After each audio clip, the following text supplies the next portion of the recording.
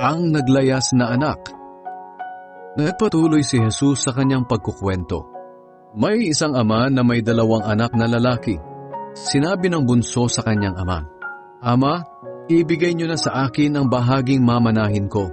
Kaya hinati ng ama ang ari-arian niya sa 2 niyang anak.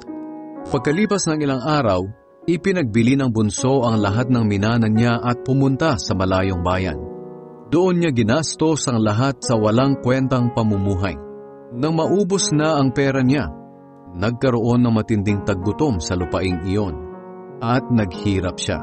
Kaya namasukan siya bilang tagapag-alaga ng baboy sa isang taga-roon.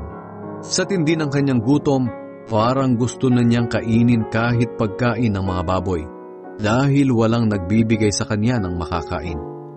Nang mapag-isip-isip niya ang lahat, sinabi niya sa kanyang sarili, "Sa amin kahit ang mga utusan ng aking ama ay may sapat na pagkain at sobra pa, pero ako rito ay halos mamatay na sa gutom.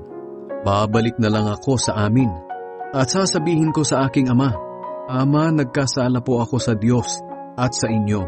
Hindi na ako karapat-dapat na tawaging anak ninyo. Gawin niyo na lang akong isa sa mga utusan ninyo." Kaya bumalik siya sa kanyang ama. Malayo pa ay natanaw na siya ng kanyang ama at naawa ito sa kanya. Kaya patakbo siya nitong sinalubong, niyakap at hinalikan. Sinabi ng anak sa kanyang ama, "Ama, nagkasala po ako sa Diyos at sa inyo. Hindi na ako karapat-dapat na tawaging anak ninyo." Pero tinawag ng ama ang mga utusan niya.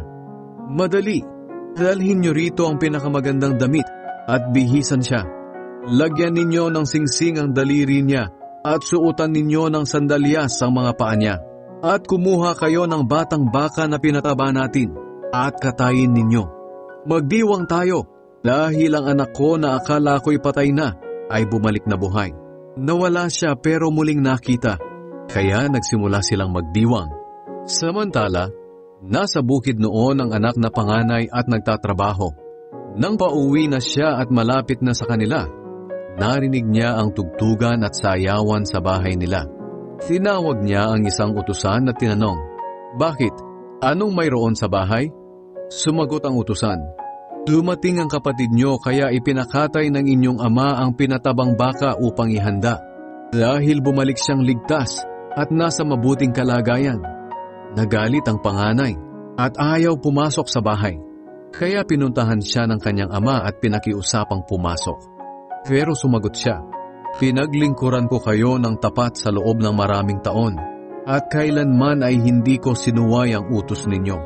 Pero kahit minsan ay hindi ninyo ako binigyan ng kahit isang batang kambing para makapaghanda ako at makapagsaya kasama ang mga kaibigan ko. Pero nang dumating ang anak ninyong lumustay ng kayamanan ninyo sa mga babaeng bayaran, ipinagpatay nyo pa ng pinatabang baka."